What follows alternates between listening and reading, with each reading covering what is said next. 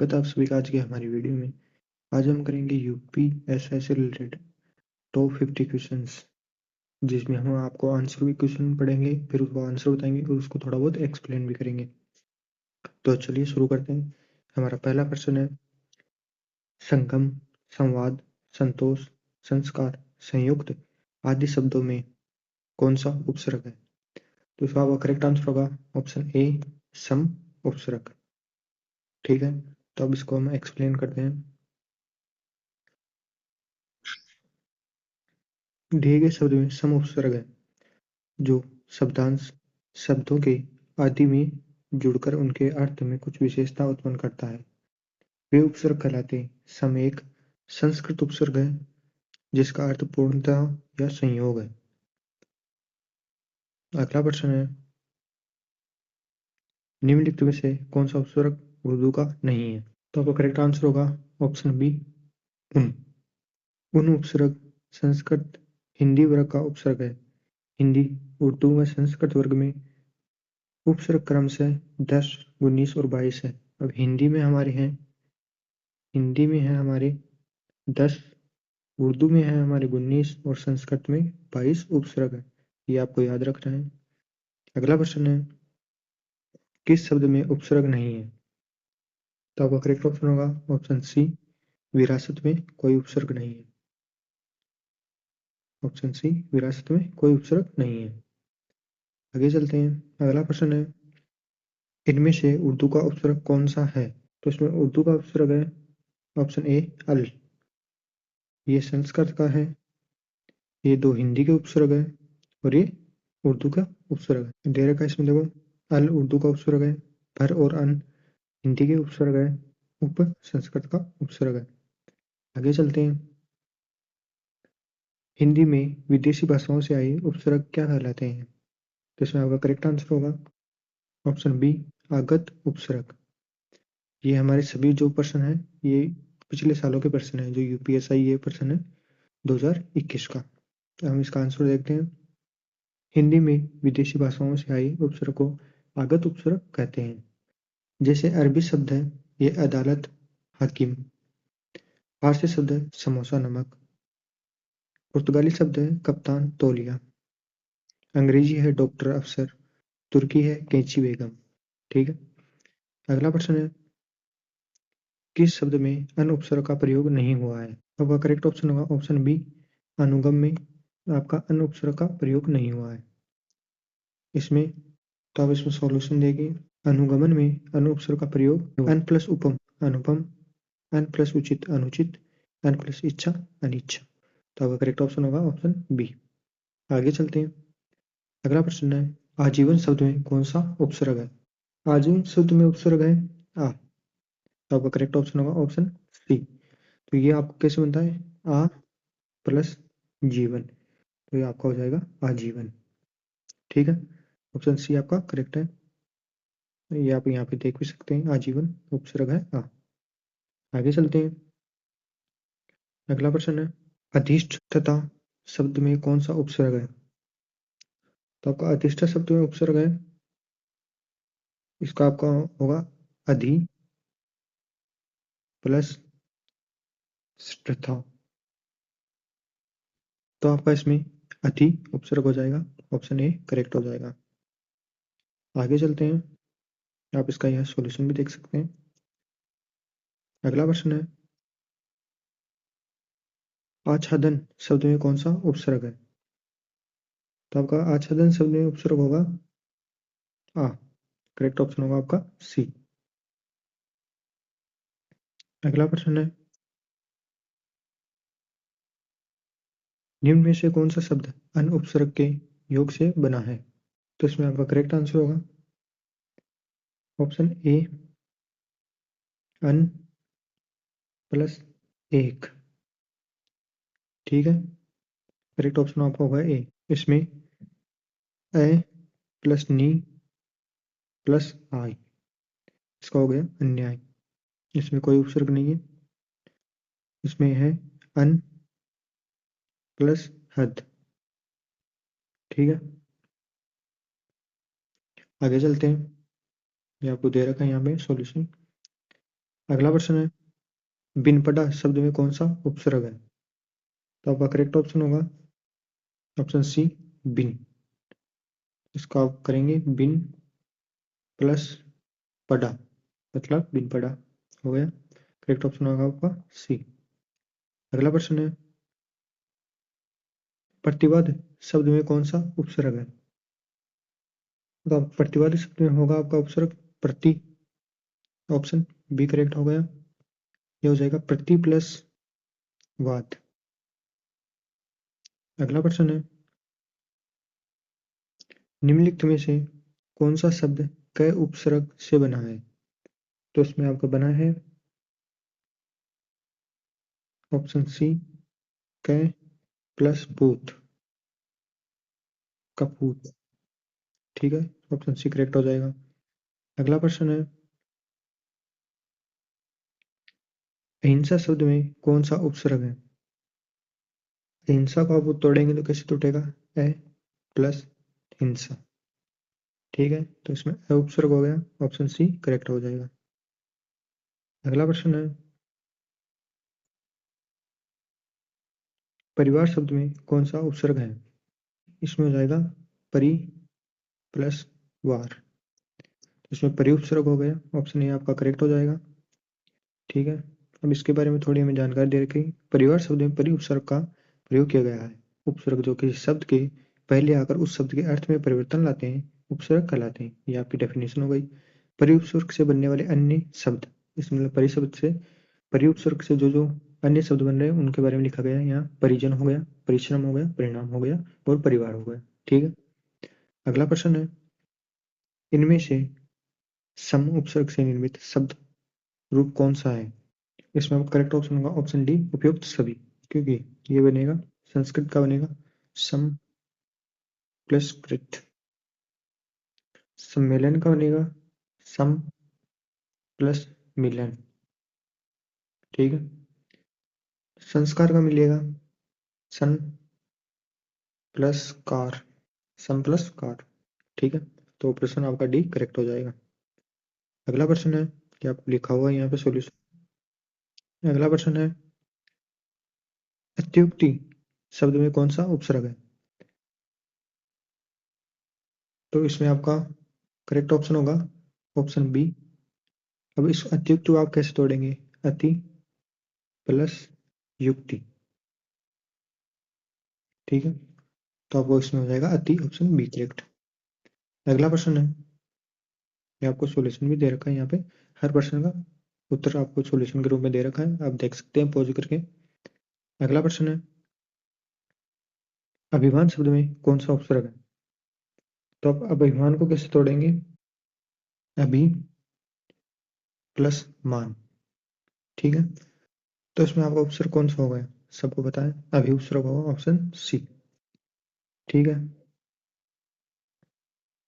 अब हम अभी से रिलेटेड दो शब्द और बता देते हैं। अभी प्लस मुख, तो ये हो गया अभिमुख। अब आगे जाएंगे, अभी प्लस आगत, तो इसमें हो जाएगा अभियागत। ठीक है, अभियागत। ठीक है, आपको यहाँ पे लिखा भी हुआ है, वहाँ ठीक से नहीं दिख रहा होगा, आप ये देख लेना एक बार खोज करके। ठीक है, अगला प्रश्न है, प्राक कथन शब्द में कौन सा उपसर्ग है? तो अब हमें इसे कैसे तोड़ेंगे? प्राक प्लस खतन, तो इसमें सबको पता कौन सा आएगा? ऑप्शन डी करेक्ट हो जाएगा आपका। ठीक है, और इससे रिलेटेड दो दो एग्जाम्पल आपको नीचे आंसर सॉल्यूशन में मिल जाएंगे, वो भी देख लेना। ये देखो, यह हो गया आपका प्राकथन, या ये आपसे अन्य दो शब्द होंगे प्राक्रम और प्राकलन। ठीक है, ये दो आप याद करना। अगला प्रश्न है, प्रातः काल शब्द में कौन सा उपसर्ग है? इसमें आपका करेक्ट आंसर होगा ऑप्शन ए, प्रातः काल में होगा प्रातः ही। ठीक है, इसके बारे में थोड़ी जानकारी दे रखी है यहाँ पे। प्रातःकाल शब्द में प्रयुक्त उपसर्ग है प्रातः। उपसर्ग वे शब्द होते हैं जो किसी शब्द से पहले आकर अर्थ में नवीनतम व परिवर्तन लाते हैं। सेम डेफिनेशन दो दो बार रिपीट हो रही, लेकिन आप एक बार याद कर लेंगे तो ठीक है। अगला प्रश्न है, इनमें से कौन सा उपसर्ग अरबी फारसी का है? तो इसमें आपका होगा ना उपसर्ग होगा आपका अरबी और फारसी का। तो ऑप्शन सी आपका करेक्ट आंसर हो गया। ठीक है, अब इसमें आपका उप उपसर्ग होगा आपका संस्कृत का, ये आपका संस्कृत का हो गया। कु होगा आपका हिंदी का, ठीक है। पर हो गया आपका हिंदी का, पर और कु हिंदी का हो गया, नौ अरबी का हो गया और उप संस्कृत का हो गया। ठीक है, ये आपको थोड़ा डिटेल में सॉल्यूशन दे रखा है, इसको पढ़ लेते हैं हम। ना उपसर्ग अरबी या फारसी का है। ना, नादान, नापसंद, नासमझ, ये से इसके मतलब जो शब्द बन रहे हैं वो है। दूसरा उपसर्ग है हमारा उप, उप संस्कृत का उपसर्ग है। इससे रिलेटेड आपको शब्द मिलेंगे उपदेश, उपभोग, उपमंत्री। अगला उपसर्ग है हमारा कु, जो कि हिंदी का है। इससे रिलेटेड हमारे शब्द है कुख्यात, कुसंगत। अगला हमारा पर है हिंदी का, जिससे रिलेटेड शब्द है परलोक, परोपकार, परसरक। ठीक है, अगला प्रश्न है परिपूर्ण शब्द में कौन सा उपसर्ग है? तो आपका करेक्ट आंसर होगा परिपूर्ण में आपका होगा ऑप्शन ए, करेक्ट आंसर होगा आपका परि उपसर्ग है। ठीक है, इसका सॉल्यूशन दे रखा है। परिपूर्ण में परि उपसर्ग है। उपसर्ग जो शब्द पहले आकर उसके अर्थ में नवीनता, परिवर्तनशीलता ला देते हैं। अगला प्रश्न है इनमें से कौन सा शब्द उर्दू के उपसर्ग से नहीं बना है? तो आपका करेक्ट आंसर होगा ऑप्शन सी, दुबला। सॉल्यूशन देखते हैं इसका। दुबला उर्दू के उपसर्ग से नहीं बना है। दु हिंदी का उपसर्ग है, जबकि ना, बे, ला उर्दू के उपसर्ग है। आपको ये याद रखना है। अगला प्रश्न है एन वक्त शब्द में कौन सा उपसर्ग है? तो आपका करेक्ट ऑप्शन होगा ऑप्शन डी, एन। अगला प्रश्न है इनमें से कौन सा उपसर्ग अरबी या फारसी का है? तो आपका करेक्ट आंसर होगा ऑप्शन बी, गैर। अरबी या फारसी का उपसर्ग है। ठीक है, तो इससे रिलेटेड जो मतलब के शब्द मिलेंगे वो होंगे आपके गैर हाजिर, गैर कानूनी या गैर सरकारी। अब हमारा भर जो उपसर्ग है उससे रिलेटेड आपके ये हिंदी का है, इससे रिलेटेड आपके शब्द बनेंगे भरपेट, भरपूर और भरसक। उप है आपका ये संस्कृत का उपसर्ग है, इससे बनेंगे आपके उपभोग, उपदेश, उपमंत्री, उपहार। को आपका हिंदी का है, इससे रिलेटेड आपके शब्द बनेंगे कुक्रम, पुत्र, कुरंग, कुचेला। ठीक है, या यहाँ आप डिटेल में यहाँ पर भी देख सकते हैं। अगला प्रश्न है किस शब्द में उपसर्ग नहीं है? ठीक है, तो इसमें आपका होगा करेक्ट ऑप्शन सी, ओडना में कोई उपसर्ग नहीं है। जबकि अपवाद में अप उपसर्ग है, अपवाद में अप हो जाएगा। ठीक है, प्रभाव में प्र हो जाएगा, पराजय में आपका हो जाएगा प्र हो जाएगा। ठीक है, अगला प्रश्न है ये आपको यहाँ पे दे भी रखा है। अगला प्रश्न है उपदेश शब्द में कौन सा उपसर्ग है? उपदेश शब्द में आपका होगा ऑप्शन सी, करेक्ट हो जाएगा उप हो जाएगा, उप प्लस आदेश। ठीक है, आपको सॉल्यूशन दे रखा है। उपदेश शब्द में प्रयुक्त उपसर्ग है उप। उपसर्ग वे शब्द, ये यहाँ डेफिनेशन दे रखे, उदाहरण देश दे रखा है। अब इसके हम उपसर्ग लगाएंगे तो इसका चेंज हो जाएगा विदेश, वी प्लस देश हो जाएगा विदेश। ठीक है, अगला प्रश्न है प्रत्यय उत्पन्नमति शब्द कौन सा उपसर्ग प्रयुक्त करता है? तो आपको इसका करेक्ट आंसर होगा ऑप्शन बी, प्रति। ठीक है, ये आपका सॉल्यूशन दे रखा है यहाँ पे। अगला प्रश्न है अधिकतर भारतीय भाषाओं का विकास किस लिपि से हुआ है? तो आपका करेक्ट आंसर होगा ऑप्शन ए, ब्राह्मी लिपि से हुआ है। अगला प्रश्न है अब उपसर्ग हो गए हमारे, अब प्रत्यय से रिलेटेड होंगे। खिलौना शब्द का मूल शब्द है और प्रत्यय है। ठीक है, अब हमें उस शब्द को तोड़ना पड़ेगा। खिलौना शब्द का मेन अर्थ है खेल। ठीक है, और प्रत्यय लगागा होना, तो ये हो गया खिलौना। खेल प्लस होना खिलौना, खेल प्लस होना, ऑप्शन बी करेक्ट हो जाएगा आपका। अगला प्रश्न है अल्पायु में कौन सा प्रत्यय है? इसमें आपका प्रत्यय होगा अल्प प्लस आयु। प्रत्यय आता है बाद में, तो इसमें आपका करेक्ट ऑप्शन होगा ऑप्शन डी आयु। ठीक है, उपसर्ग आता है पहले और प्रत्यय आता है बाद में। ठीक है, लास्ट वाला शब्द होता है प्रत्यय और स्टार्टिंग वाला शब्द होता है उपसर्ग। ठीक है, अगला प्रश्न है, इनमें से पंडित्य में प्रयुक्त प्रत्यय कौन सा है? तो इसमें आपका होगा पंडित प्लस ये, तो आपका प्रत्यय हो जाएगा ये, ऑप्शन बी करेक्ट हो जाएगा। ये आप यहाँ पे भी देख सकते हैं। अगला प्रश्न है, इनमें से लड़ाई में प्रयुक्त प्रत्यय कौन सा है? इसका आंसर बता देता हूँ मैं, लड़ प्लस आई, तो इसका प्रत्यय कौन सा हो गया? आई हो जाएगा, ऑप्शन ए करेक्ट हो जाएगा। अगला प्रश्न है, इनमें से तंद्रालु में प्रत्यय कौन सा है? तंद्रालु शब्द को तोड़ेंगे हम तो कैसे होगा, तन द्रा प्लस लू, तो आपका प्रत्यय कौन सा हो गया? सबको पता है लू हो जाएगा, ऑप्शन ए करेक्ट हो जाएगा। अगला प्रश्न है, कृत्य और तदधि इनमें से किसके भेद हैं? तो आपका करेक्ट ऑप्शन होगा ऑप्शन डी, कृत्य और तदधि प्रत्यय के भेद हैं, ऑप्शन डी करेक्ट हो गया। अब इसका हम सॉल्यूशन देख लेंगे, इसमें थोड़ा बड़ा सॉल्यूशन दे रखा है। कृत और तदधि प्रत्यय के भेद हैं, कृत प्रत्यय धातु या क्रिया के अंत में जुड़ नया शब्द बनाते हैं, जबकि संज्ञा सर्वनाम व विशेषण के अंत में जुड़कर नया शब्द बनाने वाले प्रत्यय तद्धित प्रत्यय कहलाता है, जैसे लड़ प्लस आकू लड़ाकू, धातु करते प्रत्यय, दूध प्लस वाला दूध वाला, संज्ञा तद्धित प्रत्यय। अगला प्रश्न है, भावना में कौन सा प्रत्यय है? इसमें आपका होगा भौ प्लस अना। ठीक है, तो इसमें प्रत्यय हो गया आपका अना, ऑप्शन सी करेक्ट हो जाएगा। अगला प्रश्न है, नशीला शब्द में कौन सा प्रत्यय है?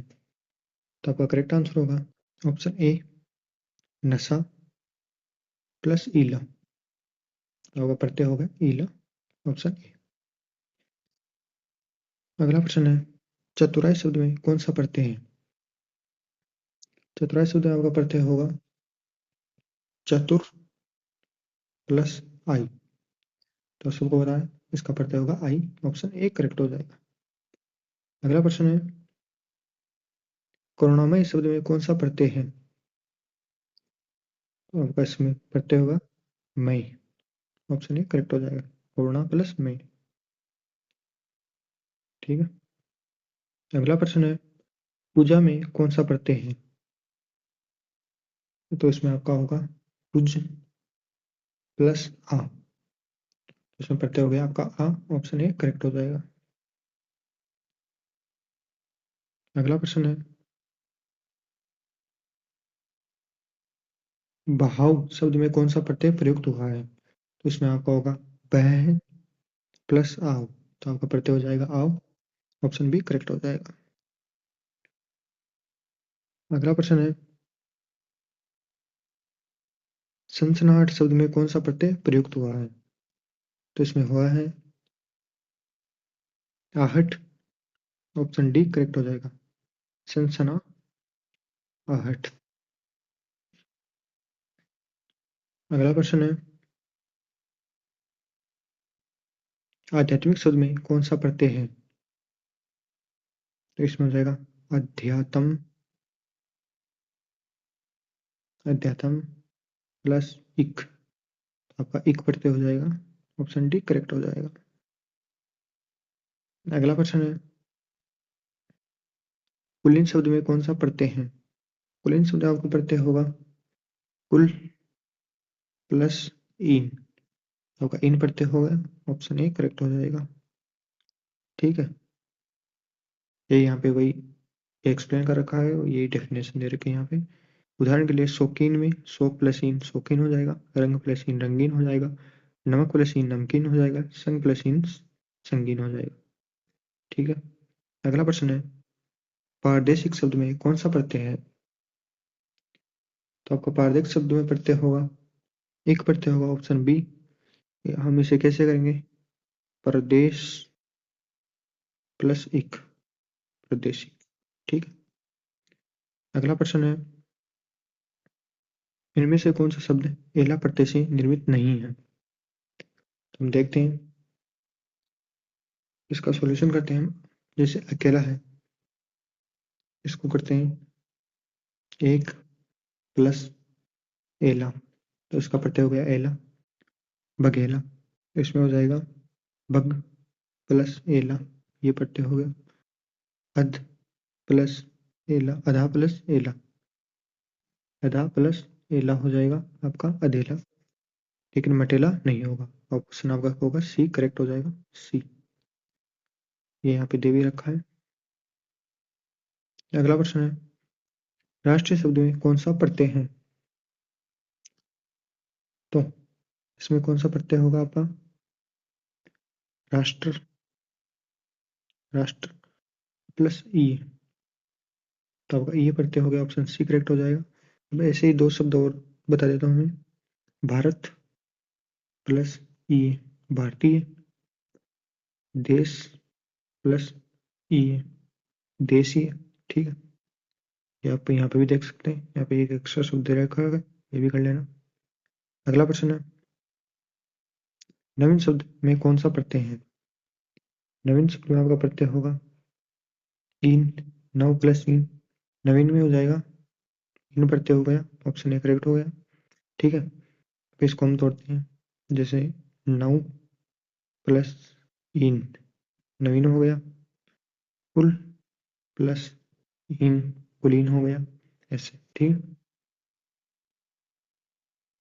आप यहाँ पे भी देख सकते हैं, इन प्रत्यय प्राचीन, कुलीन, नवीन। ठीक, अगला प्रश्न है, बुद्धिमान शब्द में कौन सा प्रत्यय है। तो आपका इसमें प्रत्यय होगा ऑप्शन डी, मान। ठीक है, आप एग्जाम्पल यहाँ पे देख सकते हैं, सम प्लस मान सम्मान, अप प्लस मान अपमान, अव प्लस मान अवमान। ठीक, अगला प्रश्न है, लड़ाकू शब्द में कौन सा प्रत्यय है। लड़ाकू शब्द में आपका प्रत्यय होगा आकू, जैसे पढ़ाकू और लड़ाकू, मजाकू में भी आकू प्रत्यय होता है, ऑप्शन ए आपका करेक्ट हो जाएगा। अगला प्रश्न है,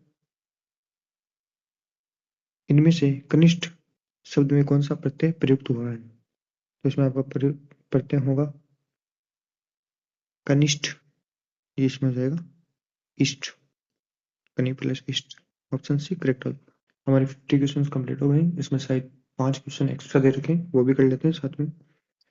अगला प्रश्न है, नैतिक शब्द में कौन सा प्रत्यय है। तो सबको बताएं, नैतिक शब्द में कौन सा प्रत्यय होने वाला है। इसमें एक प्रत्यय होने वाला है, करेक्ट ऑप्शन होगा आपका डी। अगला प्रश्न है, सहानुभूति शब्द में मूल शब्द प्रत्यय का सही विकल्प क्या है। सहानुभूति शब्द में मूल शब्द होगा सह प्लस अनुभूति। ठीक है, तो इसमें प्रत्यय हो गया आपका अनुभूति, ऑप्शन सी करेक्ट हो जाएगा। अगला प्रश्न है, इनमें से कौन सा शब्द प्रत्यय से बना है। प्रत्यय से कौन सा शब्द बना है आपका, करेक्ट ऑप्शन होगा आपका डी। इनमें से कोई भी शब्द प्रत्यय से नहीं बना है।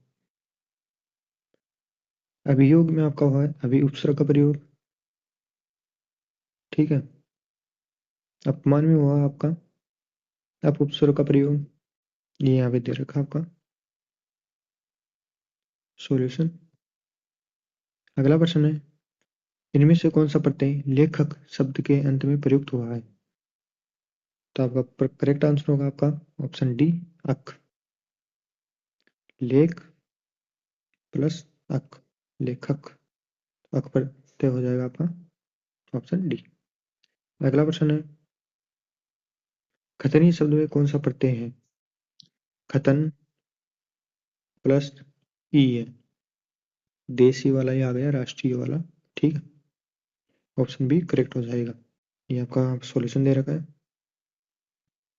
वीडियो अच्छा लगा तो वीडियो को कर देना लाइक, चैनल को कर देना सब्सक्राइब। और हमें कमेंट करके बताना कि आपके कितने क्वेश्चन सही हुई है 55 में से। ठीक है, मिलते हैं अगले वीडियो में। धन्यवाद।